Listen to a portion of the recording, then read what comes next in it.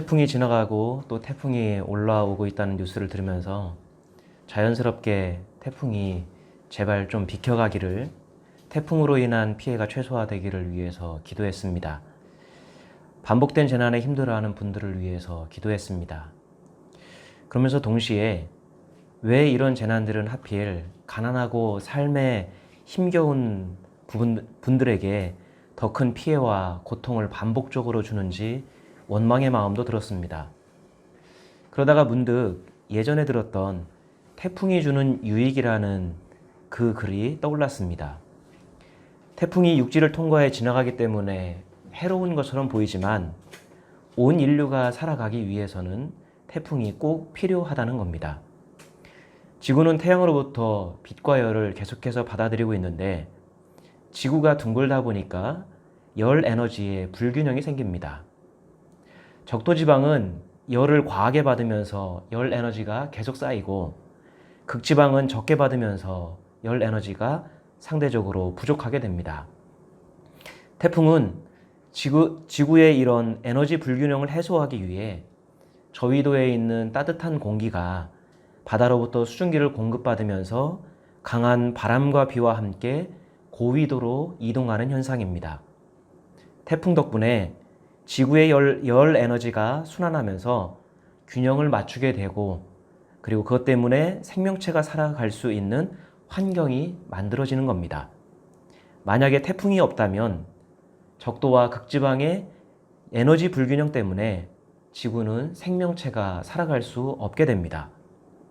인간의 삶에 엄청난 피해와 고통을 주는 것 같은 이 태풍이 사실은 모든 인간과 생명체가 살아갈 수 있는 환경을 만들어준다는 면이 참 아이러니합니다. 또한 태풍은 파도보다 거센 바람을 동반하면서 파도가 못하는 일을 합니다. 바닷물을 평소보다 더 크고 그리고 심하게 흔들고 섞어서 바닷속에 산소를 공급합니다. 그래서 바닷속 생물들이 살아갈 수 있는 환경을 태풍이 만들어주는 것이죠. 또한 인간의 개발로 인해 오염되고 기후변화로 인해서 적조가 생기는데, 적조가 생기면 바닷속에 산소가 희박해지게 됩니다. 그로 인해서 바다 생명체, 생태계 자체가 위협을 받게 됩니다. 태풍은 이런 바다를 뒤엎어서 생명체가 살아갈 수 있도록 환경을 바꾸어주는 역할을 합니다. 그러고 보니까 어쩌면 태풍은 인간들이 살아가고자 파괴하고 핥힌 지구가 살아남고자 하는 자정작용이고 몸부림일지 모릅니다. 따라서 우리는 이러한 지구의 몸부림을 인정하면서 그 가운데서 살아가는 법을 배우는 것이 지혜로울 겁니다. 다만 앞에서 말한 것처럼 공교롭게도 삶이 어렵고 고단한 분들에게 재난이 더 크고 반복적으로 경험되는 이 불공평한 상황에 대한 우리의 과제를 함께 고민하면서 말이죠. 우리가 사는 동안 재앙이나 재해, 부정적인 사건을 겪지 않았으면 좋겠습니다. 하지만 세상의 흐름은 우리의 예측대로만 되지 않습니다. 원치 않는 일들을 반드시 만나게 됩니다. 인류가 존재하기 시작하면서 고난과 재난이 없었던 적은 단 한 번도 없습니다. 어떤 면에서 고난이나 재난은 인간이 살아가는 현장에서 삶의 일부분이었습니다. 재난을 극복하면서 인간은 이 땅에서 살아가는 법을 배워왔습니다. 어떤 면에서는 극복하는 법을 배우고, 어떤 면에서는 준비하는 법도 배우고, 어떤 면에서는 그 자연의 재난에 순응하는 법도 배우고, 어떤 면에서는 변화하면서 재난과 고난과 더불어 살아온 것이 인간의 삶이었습니다. 인간이 자연 질서를 정복할 것 같지만 그렇지 않습니다. 자연의 질서와 현상은 인간에게 이 땅에서 어떻게 살아야 하는지 끊임없이 메시지를 던졌고, 인간은 그 메시지를 따라서 살아온 것뿐입니다. 따라서 우리가 겪는 재난이 인간의 욕망과 과욕에서 왔다면 반성하고 돌이키는 게 맞습니다. 만약에 자연의 질서라고 한다면 자연의 그 법칙과 질서에 순응하며 살아가야 할 준비를 하는 것이 지혜로운 겁니다.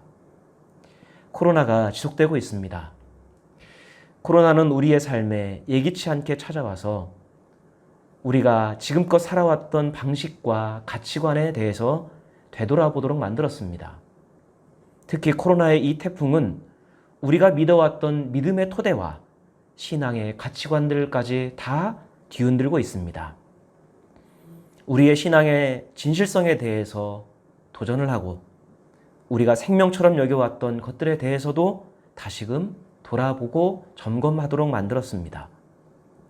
예배당이 아닌 각자의 삶의 자리에서 예배를 드리는 낯선 환경에서 우리는 그동안 왜 교회에 모여야 했는지, 교회가 과연 무엇인지, 예배 드린다라고 하는 것이 무슨 의미인지, 우리는 믿음을 통해 무엇을 지키고자 했는지 되돌아보게 됩니다. 예수를 믿지 않는 사람들은 일요일이라고 부르는 그날을 우리는 주일이라고 다르게 부르면서 왜 이 날을 특별하게 지켜왔을까요? 왜 주일에는 반드시 예배당에 모여서 예배를 드려야 한다고 생각을 했을까요? 예배는 목숨을 걸고 지켜야 한다고 말하는 사람들이 있는데 그들이 말하는 것은 예배당에서 드리는 주일 예배를 지칭하는 것 같습니다. 그런데 그럼 예배당이 아닌 평일에 가정이나 직장에서 드리는 예배는 목숨을 걸고 드리지 않아도 된다는 것인가요? 그럼 왜 그동안 그런 예배를 교인들에게 지켜야만 한다고 말해왔을까요? 만약 목숨을 걸고 예배를 지켜야 한다면 예배당이 아닌 곳, 주일이 아닌 때에 드리는 예배도 목숨을 걸고 지켜야 하는 거 아닌가요? 왜 꼭 주일이라고 부르는 일요일에 예배당에서 모이는 것만을 목숨을 걸고 지키려 하는지 이해가 되지 않습니다.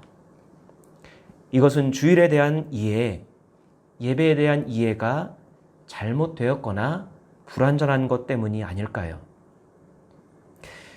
신자들이 예수님에 대해서 가지고 있는 이미지는 따뜻하고 인자하고 겸손하고 사랑이 많으신 분입니다. 대체로 신자들은 예수님에 대해서 부드러운 이미지를 자연스럽게 떠올립니다. 하지만 성경을 자세히 보면 성경에 드러난 예수님의 말씀, 예수님의 모습은 마치 태풍에 빗댈 수 있습니다. 예수님의 말씀은 유대인들이 굳게 믿고 따랐던 신앙의 근간을 뒤엎고 뒤흔드는 거친 말씀이었습니다.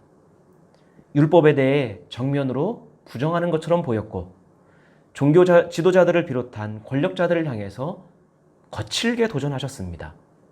그래서 예수님이 나타나는 현장, 예수님이 계신 현장에는 늘 팽팽한 긴장감이 감돌았습니다. 갈등이 생겼고 논쟁이 벌어졌습니다. 모든 것을 뒤엎으려는 예수님과 버티고 반격하는 적대자들 사이에 늘 전쟁이 있었습니다. 예수님은 주로 안식일에 사건을 만드셨지요. 고의적으로 안식일에 일을 벌려서 종교 지도자들과 갈등을 일으키셨고 사람들의 마음을 불편하게 만드셨습니다. 하나님의 말씀을 들으러 온 사람들, 하나님께 제사를 드리러 온 사람들의 마음을 어지럽게 하셨습니다. 만약에 우리의 주일 예배 현장에 예배당에서 예수님과 같이 소동을 일으키는 사람을 본다면 여러분은 어떨 것 같습니까? 예배를 방해하고 모독한다고 쫓아내라고 하지 않을까요? 아마 당시의 사람들도 예수님을 바라보는 시선이 이와 같았을 겁니다. 예수 때문에 설교가 중단이 됩니다. 예수 때문에 예배 현장이 소란스럽게 됩니다. 그러니 예수님을 바라보는 시선이 곱지 않았을 겁니다. 하지만 우리는 예수님의 이러한 모습을 성경에서 읽으면서도 전혀 불편해하지 않습니다. 오히려 은혜를 받습니다. 왜 그럴까요? 예수께서 그렇게 하신 이유를 알고 있기 때문입니다. 우리는 예수님의 그 의도를 알고 예수님의 말씀과 행동에 대한 선 이해가 있기 때문에 그것을 당연하게 은혜로 받아들입니다. 이와 같이 지금 우리의 예배가 제약을 받거나 방해를 받는다면 이것을 불편하게만 생각할 것이 아니라 돌아봄의 시간으로 삼는 것은 어떨까요? 때로는 그것이 우리의 신앙 가치관과 믿음의 자리를 되돌아보도록 하는 하나님의 메시지일 수 있기 때문입니다. 그런 면에서 코로나로 인해 우리의 예배 자리가 잠시 막히고 바뀐 것 또한 살아있는 것 같으나 죽은 우리의 믿음을 뒤엎어서 살리시려고 하는 하나님의 태풍처럼 보입니다. 오늘 본문에도 예수님과 바리새파 사람들 사이에 갈등이 일어납니다. 갈등의 원인은 예수님의 제자들의 행동 때문입니다. 그리고 바리새파 사람들과 논쟁하던 예수께서는 안식일 뿐만 아니라 제사장과 성전, 심지어는 하나님께 드리는 제사까지도 논쟁의 주제로 끌어들입니다. 성전과 하나님께 대한 제사는 유대인들에게는 생명보다 귀한 것들입니다. 정말로 요즘 혹자들의 표현대로 목숨을 걸고 지켜야 하는 것들입니다. 성전과 제사는 논쟁의 대상이 되어서는 절대로 안 됩니다. 성전과 제사까지 건드리는 것은 그들의 신앙의 근본, 신앙의 이유까지 다 부정하는 것이기 때문이지요. 성전과 제사를 논쟁으로 끌어들여 건드리는 건 그들과의 갈등을 넘어서 하나님께 정면으로 대적하는 것으로 보일 수 있기 때문입니다. 예수께서 제자들과 함께 밀밭 사이를 지나고 있었습니다. 그런데 배고픔에 너무 지쳐 있었던 제자들이 배고픔을 참지 못하고 다른 사람의 밭에서 밀 이삭을 잘라 먹기 시작합니다. 그런데 하필이면 이날이 안식일이었습니다. 이 모습을 목격한 바리새파 사람들이 예수께 따졌습니다. 보십시오. 당신의 제자들이 안식일에 해서는 안 되는 일을 하고 있습니다. 따집니다. 바리새파 사람들은 예수의 제자들이 잘못된 일을 했다라고 말합니다. 하지만 그들이 지적한 것은 예수의 제자들이 다른 사람의 밀 이삭을 먹은 행위가 잘못되었다라는 말이 아닙니다. 율법에는 가난한 사람들과 나그네들을 위해서 밭에 귀퉁이를 남겨놓거나 추수한 후에 이삭을 줍지 말라는 하나님의 명령이 담겨 있습니다. 더 나아가서 가난하고 배고픈 사람이 다른 사람의 밭에서 포도나 곡식을 따먹는 것을 허용하기도 하셨습니다. 다만 그릇에 담아가면 안 되고 그 자리에서 배만 채우도록 하셨습니다. 이것이 신명기 23장에 나와 있는데요. 내 이웃의 포도원에 들어갈 때에는 마음대로 그 포도를 배불리 먹어도 되느니라. 그러나 그릇에 담지는 말 것이요. 내 이웃의 곡식밭에 들어갈 때에는 내가 손으로 그 이삭을 따도 되느니라. 그러나 내 이웃의 곡식밭에 낫을 대지는 말지니라. 바리새파 사람들이 지적한 것은 그 일을 안식일에 했기 때문에 잘못이라는 겁니다. 배고픈 예수의 제자들이 밀 이삭을 따먹는 것은 어느 면에서는 율법의 권장사항이니 전혀 불편할 것이 없습니다.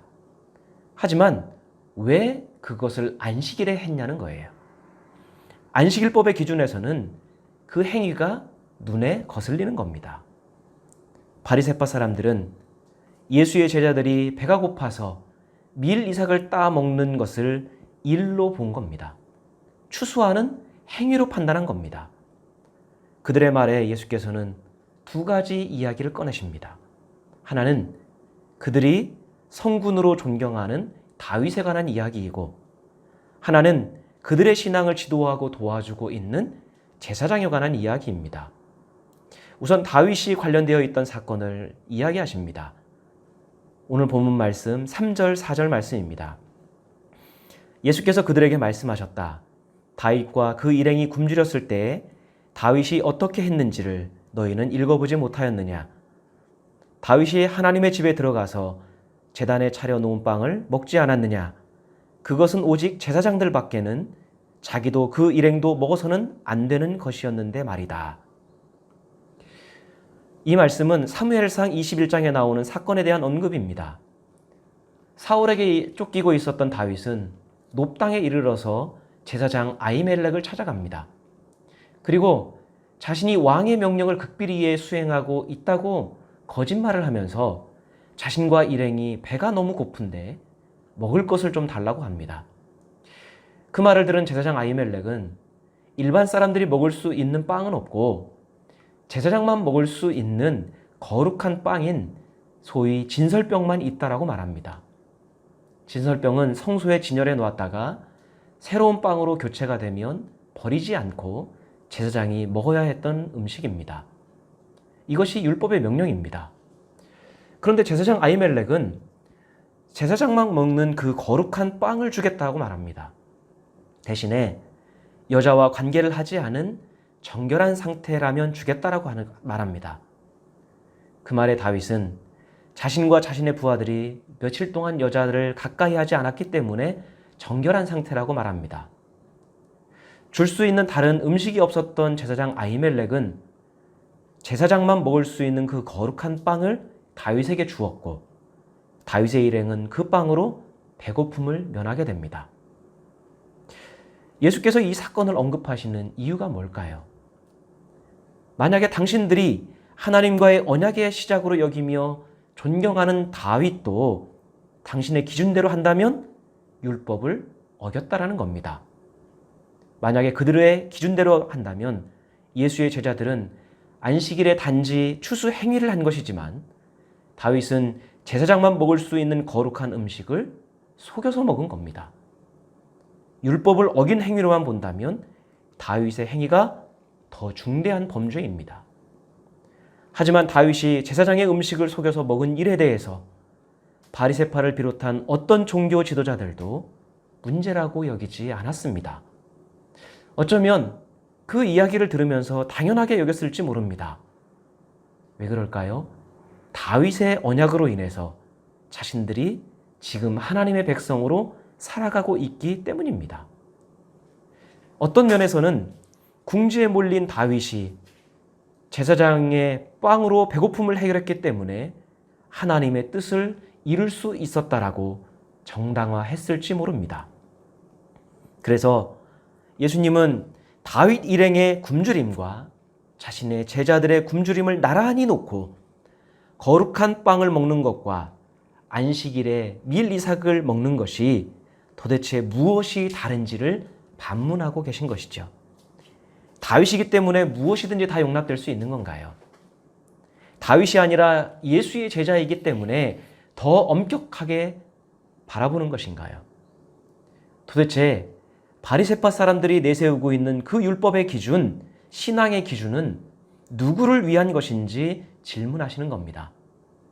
만약에 다윗이 제사장의 거룩한 빵을 먹을 수 있었던 조건이 정결이었다라고 하면 예수의 제자들 또한 안식일이라고 하는 율법적인 날이 아니라 정결함과 거룩함을 기준으로 판단해야 한다는 겁니다.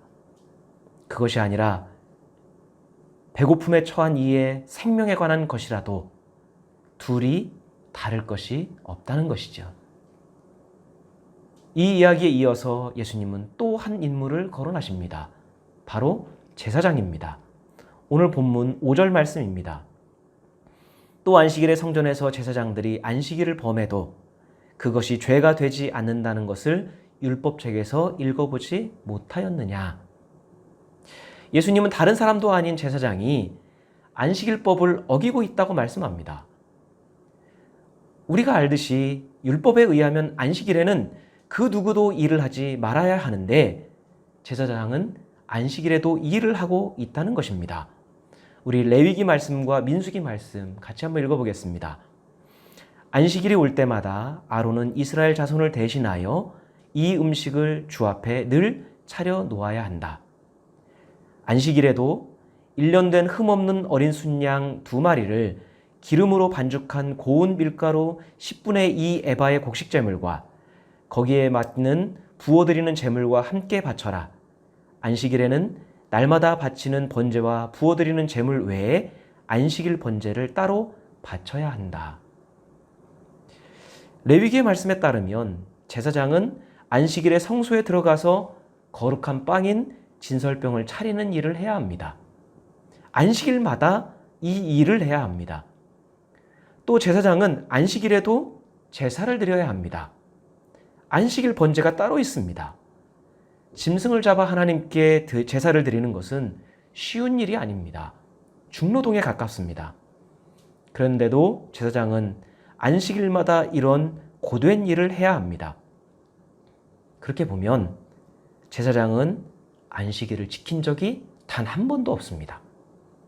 백성들에게 안식일을 지켜야 한다고 가르치고 모범을 보여야 할 제사장이 안식일을 한 번도 지킨 적이 없이 매번 어기고 있었던 겁니다.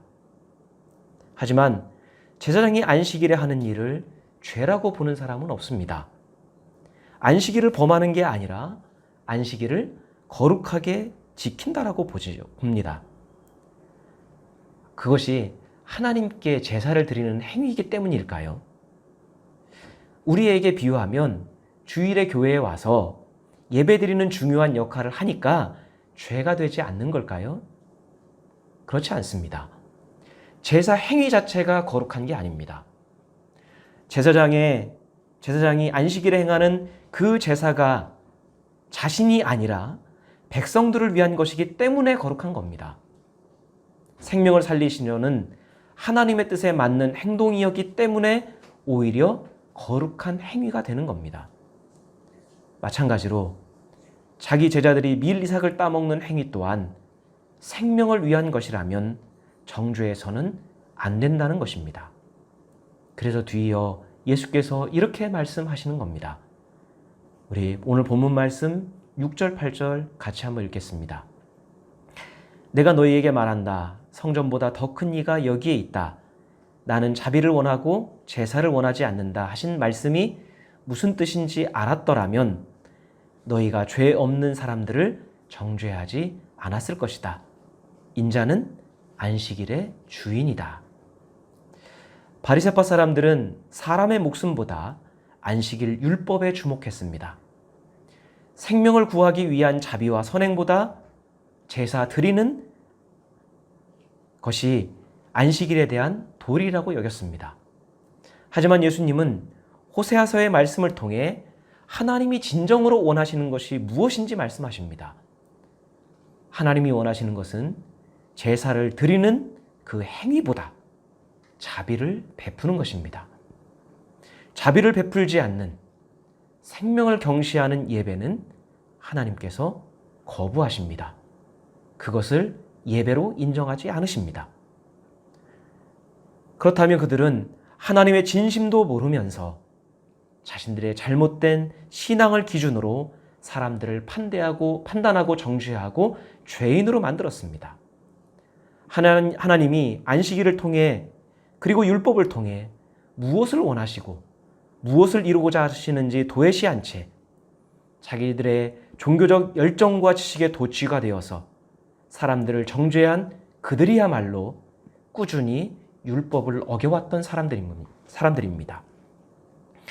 율법에 담긴 하나님의 뜻과 의도를 지키는 것이 율법을 지키는 것이지 율법 조항 자체를 지키는 것이 율법을 지키는 것이 아니기 때문입니다. 예수님은 자신을 가리켜 성전보다 더 큰 이가 여기 있다고 말씀합니다. 안식일의 주인은 인자, 즉 사람으로 오신 자신이라고 말씀합니다. 당시 이 말을 들은 사람들은 예수님의 이 말에 충격을 받았을 겁니다. 어떻게 하나님께서 임재하시는 성전보다 더 큰 사람이 존재할 수 있습니까? 안식일의 주인이 하나님이 아니라 어떻게 사람이 될 수 있습니까? 이 말은 신성모독입니다. 하지만 예수님의 말씀은 신앙의 본질이 무엇인지 말씀하시는 겁니다. 그들이 귀중히 여겨 지켜야 할 것은 성전 자체가 아니라는 것이죠. 아무리 거대하고 화려한 성전이라 한들 그것이 어찌 사람의 생명보다 귀중할까요? 하나님께서 사람의 생명보다 성전을 더 귀중하게 여기시는 분인가요? 하나님께서 귀중하게 여기시는 것은 사람의 생명이지 성전이 아닙니다.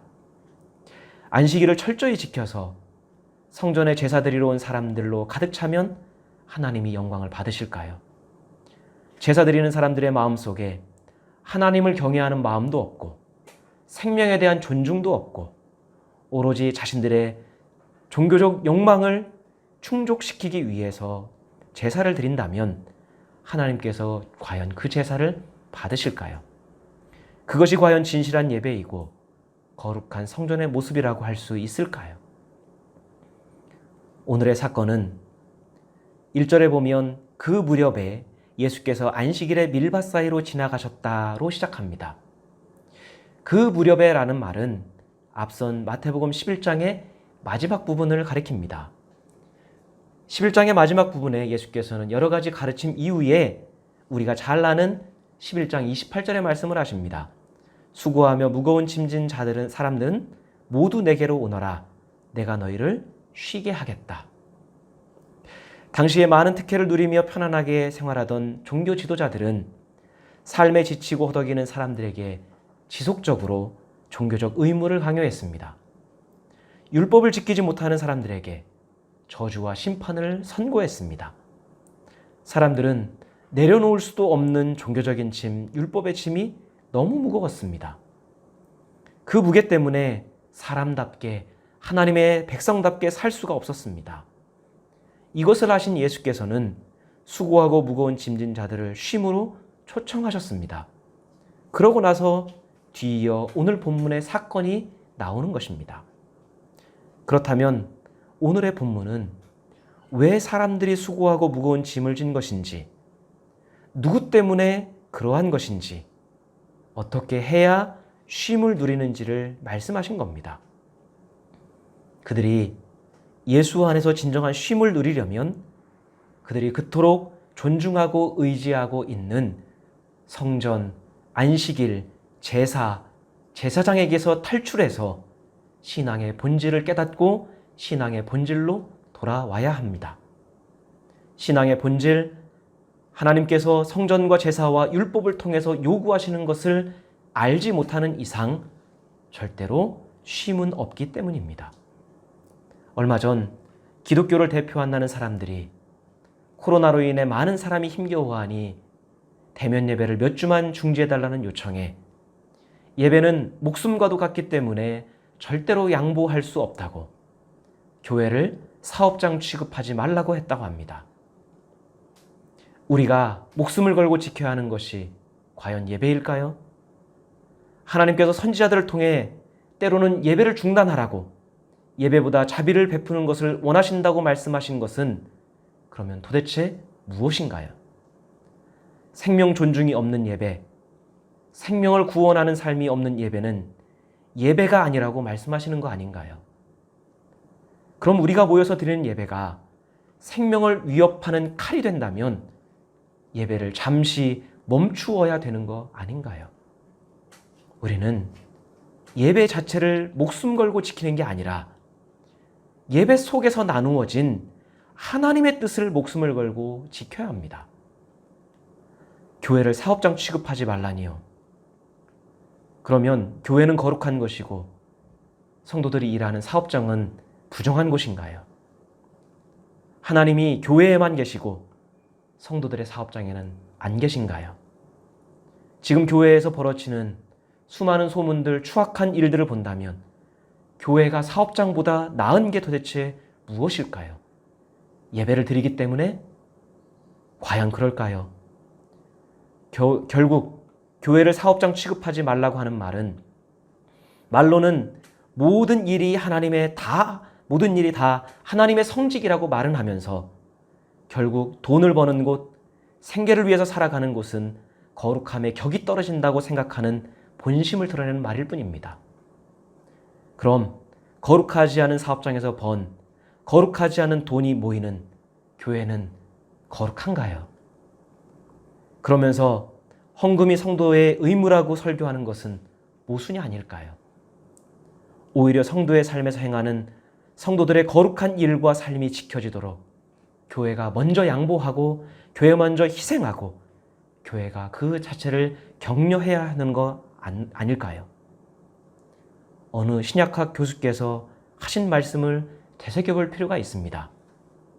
그리스도인은 주일날 할 수 없는 것을 다른 날에 해서는 안 된다. 다른 날 할 수 있는 일이라면 주일날 해도 아무 상관이 없다. 주일날 할 수 없는 것을 다른 날에 해서는 안 됩니다.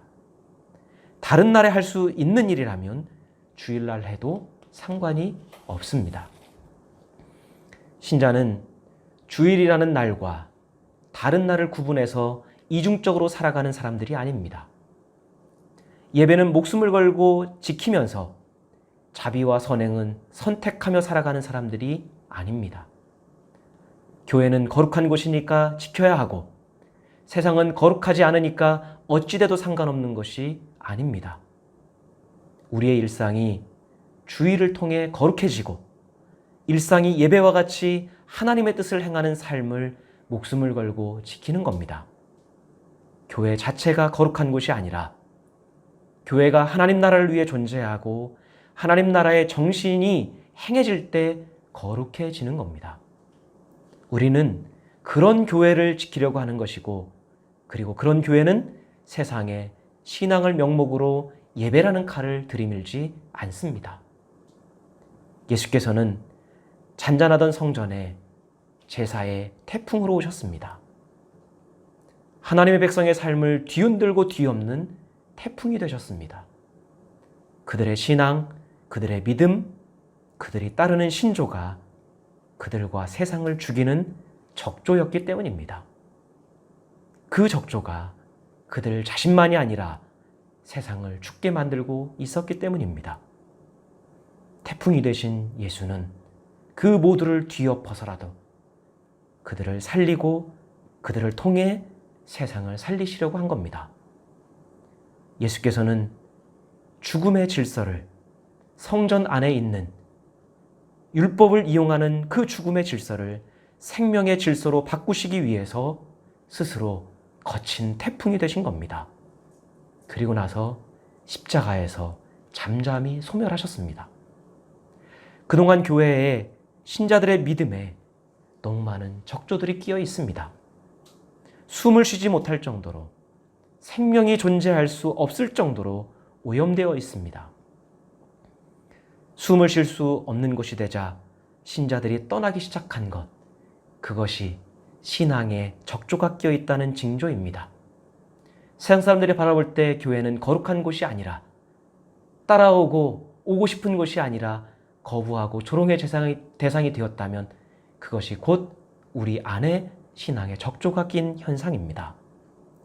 지금 교회와 신자들에게 불어닥친 태풍은 세상의 공격이 아니라 종교 탄압이 아니라 코로나와 그 비난을 통해 교회를 살리시려고 하는 주님의 태풍과도 같습니다. 지금 우리에게는 기적 같은 말씀이나 우리 믿음을 진정시킬 잔잔한 파도의 말씀보다는 우리의 모든 것을 뒤엎는 태풍 같은 예수의 말씀, 예수의 가르침이 필요합니다. 교회의 태풍으로 오신 예수, 그 태풍이 결국 우리를 살리고 교회가 살아야 세상이 살아날 수 있습니다. 행복이라고 하는 찬양이 있습니다. 이번 일주일 동안에 그 가사를 되새기면서 그리고 예배 후에 그 찬양을 함께 부르면서 하나님의 뜻, 하나님 백성으로 사는 삶을 우리 다시 한번 되짚어보고 그리고 경험할 수 있기를 원합니다. 화려하지 않아도 정결하게 사는 삶, 가진 것이 적어도 감사하며 사는 삶, 내게 주신 작은 힘 나눠주며 사는 삶, 이것이 나의 삶의 행복이라오. 눈물 날 일 많지만 기도할 수 있는 것, 억울한 일 많으나 주를 위해 참는 것, 비록 짧은 작은 삶, 주 뜻대로 사는 것, 이것이 나의 삶의 행복이라오. 이것이 행복이라오. 세상은 알 수 없는 하나님의 선물, 이것이 행복이라오. 하나님의 자녀로 살아가는 것, 이것이 행복이라오. 하나님의 자녀로 바르게 살아갈 수 있는 우리 모두가 될 수 있기를 원합니다.